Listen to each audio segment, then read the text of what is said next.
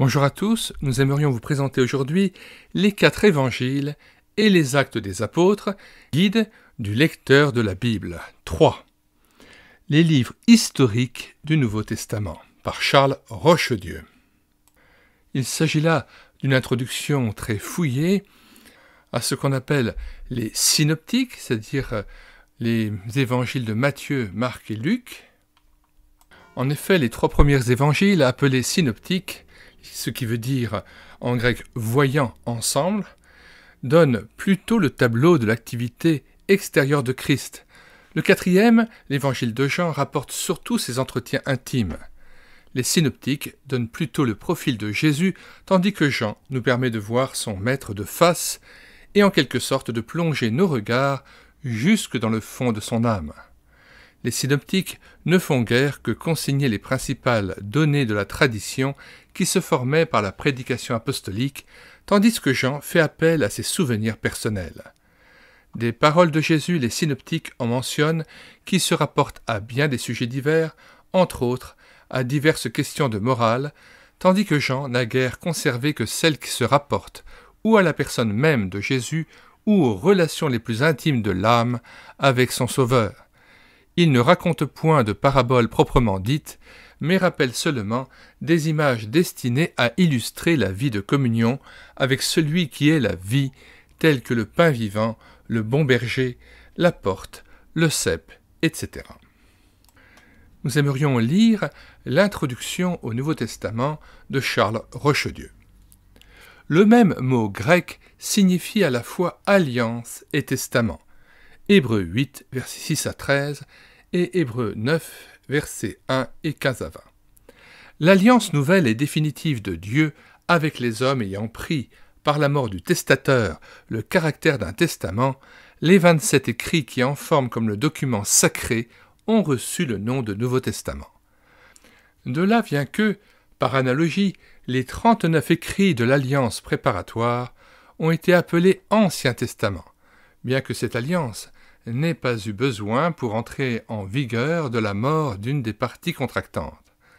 Cette différence n'est pas la seule qui distingue l'ancienne de la nouvelle alliance. Tandis que tous les descendants d'Abraham, d'Isaac et de Jacob faisaient de droit partie de l'ancienne, on n'entre dans la nouvelle que par la nouvelle naissance. Luc 3, 8, chapitre 13, verset 16, chapitre 16, verset 16, chapitre 19, verset 9, et Jean 3, versets 5 à 7.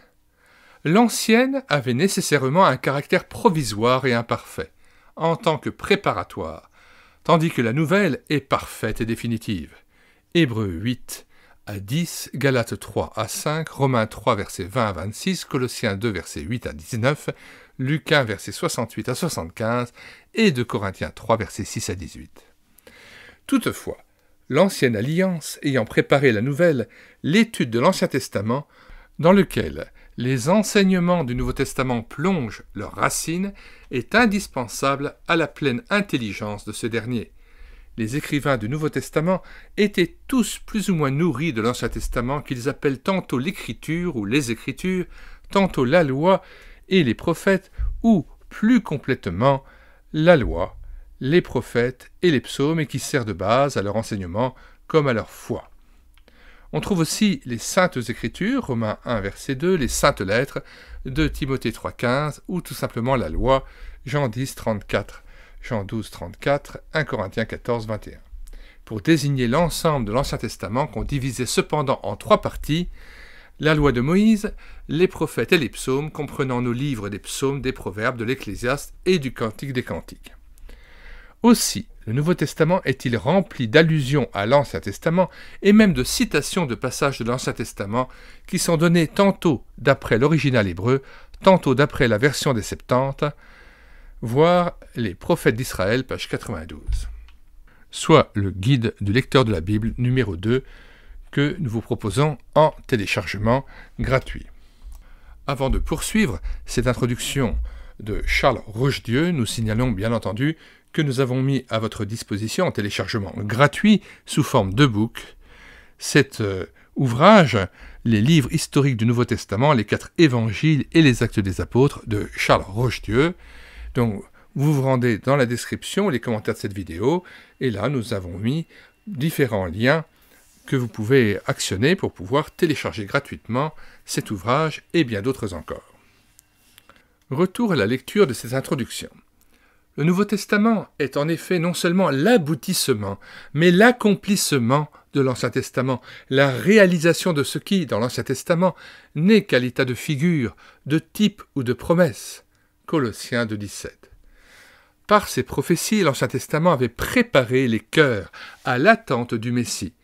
On espérait voir un descendant de David restaurer sa royauté déchue et inaugurer, nouveau Salomon, une ère de paix et de prospérité. Rares étaient ceux qui attachaient plus d'importance à une rénovation religieuse et morale qu'à une restauration politique et sociale. Même après la Pentecôte, les croyants attendaient, semble-t-il, très prochainement des temps de rafraîchissement spirituel comme conséquence du rétablissement de toutes choses, que devait opérer le Seigneur si seulement son peuple revenait de son égarement et l'acclamait comme le Messie. Ce n'est en tout cas que peu à peu que l'on comprit qu'il faut, entre les prophéties, distinguer celles que Jésus a pu accomplir et celles qui se rapportent à son royaume futur, entre les souffrances de Christ et la gloire dont elles seront suivies. 1 Pierre 1,11. Suit, de la part de M. Rochedieu, une série de prophéties dont l'accomplissement a été noté plus ou moins expressément par les écrivains du Nouveau Testament. Suit donc un tableau avec toutes les prophéties annoncées dans l'Ancien Testament et celles qui se sont accomplies dans le Nouveau.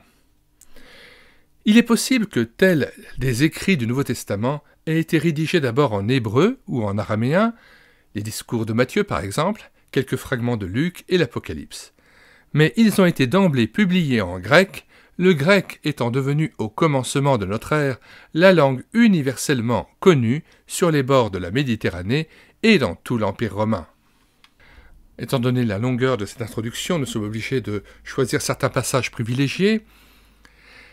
Les livres historiques sont les 4 évangiles et les actes des apôtres. Ils sont suivis des écrits épistolaires, soit les 13 lettres de l'apôtre Paul, l'épître anonyme aux Hébreux et les épîtres dites catholiques ou générales. Enfin vient l'unique écrit purement prophétique du Nouveau Testament, l'Apocalypse. Comme à l'ordinaire, vous trouvez dans les commentaires de cette vidéo le lien de téléchargement gratuit de ce guide du lecteur de la Bible. Nous y ajoutons le lien vers les autres guides du lecteur de la Bible pour les autres parties de l'Ancien et du Nouveau Testament. Nous y ajoutons le lien vers notre playlist Ouvrages et cantiques de Charles Rochedieu, ainsi que le lien vers différentes playlists, et notamment notre playlist Bible, Concordance, Encyclopédie biblique, Études et commentaires de la Bible, notre playlist aussi Commentaires bibliques, ou encore notre playlist Atlas Archéologie, Vie quotidienne, Faune et flore biblique, et bien d'autres ouvrages et bien d'autres playlists encore que nous vous recommandons. Tous ces ouvrages que nous vous proposons en téléchargement gratuit, sous forme de réédition numérique en e-book, peuvent être téléchargés sur notre site internet médiathèquechrétienne.fr, site que nous avons bâti en synergie avec cette chaîne YouTube à l'écouter sa parole, afin d'assurer la réédition numérique gratuite des ouvrages chrétiens épuisés et non réédités, comme l'était cet ouvrage. Nous en sommes à 1400 ouvrages dont vous pouvez télécharger les rééditions numériques. Alors n'hésitez plus, sur la barre de recherche Google, vous écrivez tout simplement médiathèquechrétienne.fr, tout attaché et sans accent. Arrivé sur le site, vous cliquez sur Livres à télécharger. Puis vous faites une recherche par ordre alphabétique d'auteur. Par exemple, vous cherchez A.R. pour Rochedieu, et une fois trouvé l'auteur, vous cliquez sur Lire, écouter, télécharger pour l'ouvrage que vous souhaitez lire après l'avoir téléchargé. Et puis vous avez tout de suite l'onglet qui apparaît, télécharger en PDF ou en Word, puis nous présentons l'ouvrage ainsi que les liens de recommandation. Avant de nous quitter, nous vous conseillons de regarder les différentes playlists de notre chaîne YouTube à l'écouter sa parole. Nous en avons plus de 260, répartis en 4 grands pôles. Premier pôle des playlists, ce sont de très nombreux cantiques traditionnels dont nous avons assuré la réédition numérique et que nous avons mis en parole afin de pouvoir assurer une rétroprojection en assemblée ou de pouvoir nourrir votre louange individuelle. Et puis, il y a donc les nombreux audiobooks, plus de 60 que nous avons pris en charge.